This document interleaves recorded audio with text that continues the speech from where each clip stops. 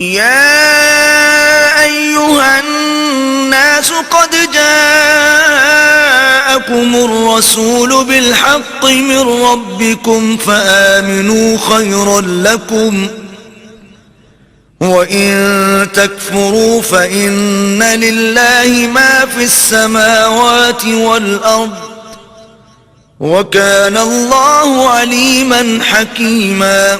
لوگو، اللہ کے پیغمبر تمہارے پاس تمہارے پروردگار کی طرف سے حق بات لے کر آئے ہیں تو ان پر ایمان لاؤ، یہی تمہارے حق میں بہتر ہے. اور اگر کفر کرو گے تو جان رکھو کہ جو کچھ آسمانوں اور زمین میں ہے سب اللہ ہی کا ہے، اور اللہ سب کچھ جاننے والا اور حکمت والا ہے.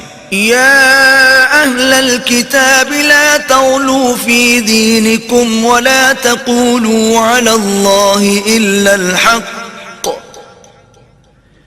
إنما المسيح عيسى ابن مريم رسول الله وكلمته ألقاها إلى مريم وروح منه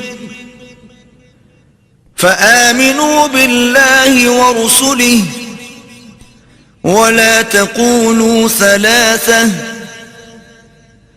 انتهوا خيرا لكم إنما الله إله واحد سبحانه أن يكون له ولد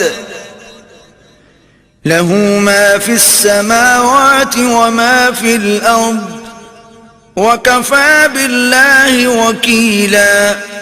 اے اہل کتاب، اپنے دین کی بات میں حد سے نہ بڑھو اور اللہ کے بارے میں حق کے سوا کچھ نہ کہو. مسیح یعنی مریم کے بیٹے عیسیٰ نہ اللہ تھے نہ اللہ کے بیٹے، بلکہ اللہ کے رسول اور اس کا کلمہ بشارت تھے جو اس نے مریم کی طرف بھیجا تھا، اور اس کی طرف سے ایک روح تھے. تو اللہ اور اس کے رسولوں پر ایمان لاؤ اور یہ نہ کہو کہ اللہ تین ہیں.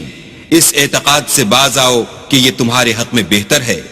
اللہ ہی معبود واحد ہے اور اس سے پاک ہے کہ اس کی اولاد ہو.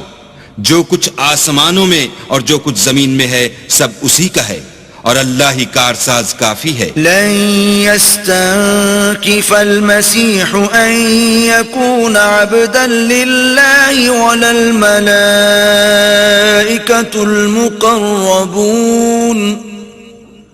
ومن يستنكف عن عبادته ويستكبر فسيحشرهم إليه جميعا. مسیح اس بات سے آر نہیں رکھتے کہ اللہ کے بندے ہوں، اور نہ مقرب فرشتے آر رکھتے ہیں. اور جو شخص اللہ کا بندہ ہونے کو موجب آر سمجھے اور سرکشی کرے تو اللہ سب کو اپنے پاس جمع کر لے گا.